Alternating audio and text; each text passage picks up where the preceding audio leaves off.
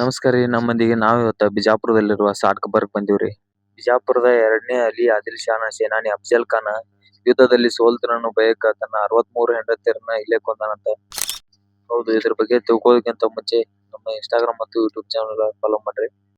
ಇದು ಬರುದ ಬಿಜಾಪುರ ಸಮೀಪದಲ್ಲಿರುವ ನವರಸಪುರದಲ್ಲಿ. ಇದೇ ಜಾಗದಲ್ಲಿ ಅಫ್ಜಲ್ ಖಾನ ತನ್ನ 63 ಹೆಂಡತಿಯರನ್ನ ಕೊಂದು ಸಮಾಧಿ ಮಾಡ್ತಾನು.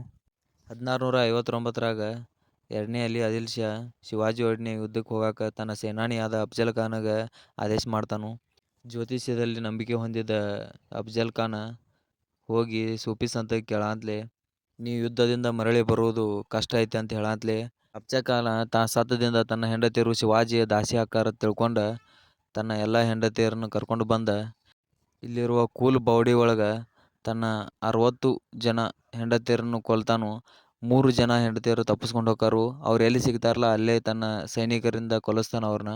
ಖತಿಜಾ ಅನ್ನೋ ಹೆಂಡತಿ ಬಿಜಾಪುರದಿಂದ 10 ಕಿಲೋಮೀಟರ್ ದೂರದಲ್ಲಿ ಊರದಾಗ ಸಿಗ್ತಾಳು. ಅಲ್ಲೇ ಆಕಿನ ಕೊಲಿಸ್ತಾನು. ಅದಕ್ಕೆ ಅಲ್ಲಿ ಊರಿಗೆ ಖತಿಜಾಪುರ ಅಂತ ಹೆಸರೈತಿ. ಇದೇ ಬಾವಿಯಲ್ಲಿನ ತನ್ನ 60 ಹೆಂಡತಿಯರನ್ನು ಕೊಂದು ಮೊದಲೇ ತಯಾರಿಸಿದ ಸಮಾಧಿ ಒಳಗೆ ಇಲ್ಲೇ ಮುಚ್ಚಿಬಿಡ್ತಾನ ಅವ್ರನ್ನ. ಇಲ್ಲಿರುವ ಸಮಾಧಿಗಳಲ್ಲಿ 3 ಸಮಾಧಿಗಳು ಖಾಲಿ ಅದಾವು. ಯಾಕಂದ್ರೆ 3 ಜನ ತಪ್ಪಿಸ್ಕೊಂಡು ಹೋಗ್ತಾರು. ಆ ಸಂತನ ಭವಿಷ್ಯದಂತೆ ಅಫ್ಜಲ್ ಖಾನ್ ಸೋಲ್ತಾನು. ತನ್ನ ಎಲ್ಲ ಹೆಂಡತಿಯರನ್ನು ಕೊಂದು ಸಮಾಧಿ ಮಾಡೋ ಕನಸುನು ಅರ್ಧಕ್ಕ ಆಕತಿ. ಇಲ್ಲಿ ಸ್ಥಳೀಯರು ನಿಧಿ ಸಿಗತೈತೆ ಅಂತ ತಿಳ್ಕೊಂಡ ಸ್ವಲ್ಪ ಗೋರಿಗಳನ್ನು ಅಡ್ಡಿ ನೋಡ್ಯಾರು.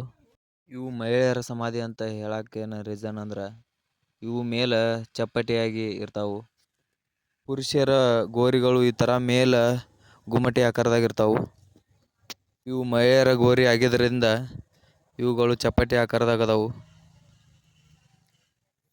ಇಲ್ಲಿರುವ ಜನ ತಮ್ಮ ಆಸೆಗಾಗಿ ಇವುಗಳನ್ನು ನಾಶ ಮಾಡಿದರು. ಇಲ್ಲಿರುವ ಗೋರಿಗಳು ಅಫ್ಜಲ್ ಖಾನನ ಕೆಟ್ಟತನವನ್ನು ಎತ್ತಿ ಹೇಳತಾವು.